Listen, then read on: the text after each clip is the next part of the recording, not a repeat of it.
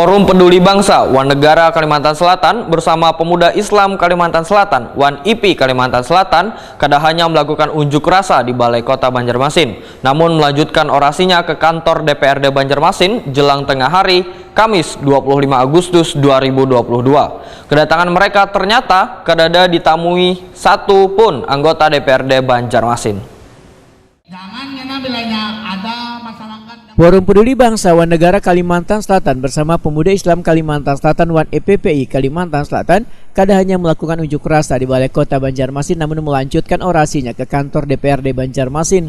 Puluhan masa ini pun dihadang aparat kepolisian dengan posisi gerbang ditutup jelang tengah hari Kamis 25 Agustus 2022. Kedatangan mereka kadada ditemui satu pun anggota DPRD Banjarmasin.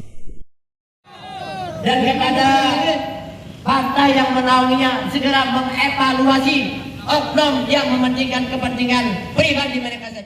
Ketua Purpeban Kalimantan Selatan Jinjaya Wahetokuni Prima TV mengaku kecewa dengan sikap anggota DPR nang kadada menemui mereka nang ingin menyampaikan aspirasi. Menurut Jinjaya, aspirasi nang hendak disampaikan lawan bebuan wakil rakyat ini adalah terkait isu pencabutan subsidi biosolar nang hingga ini masih menjadi masalah di kalangan bebuan supir.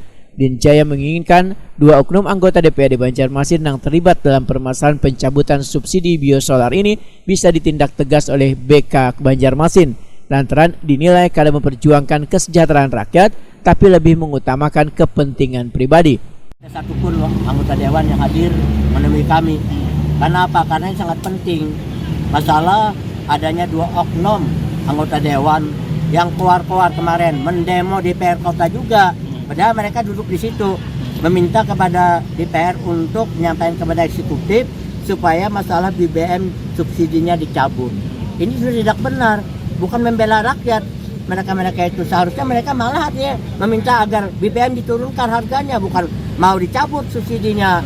Nah ini oleh karena apa? Karena kami menduga dua orang oknumnya adalah pengusaha, maunya biar mahal BBM tapi dia bisa beli demi untuk kelancaran usahanya. Nah inilah kita berharap kepada dua oknum anggota dewan tersebut, pihak BKD untuk segera kalau perlu memberhentikan mereka ini.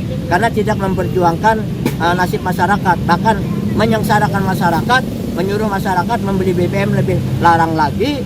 Dan untuk apa nantinya dengan adanya BBM naik, pastinya sembako naik semuanya. Jinjaya menambahkan, bila subsidi biosolar dicabut oleh pemerintah menyebabkan harga bahan bakar minyak naik, kada menutup kemungkinan harga bahan kebutuhan pokok jua akan mengalami kenaikan.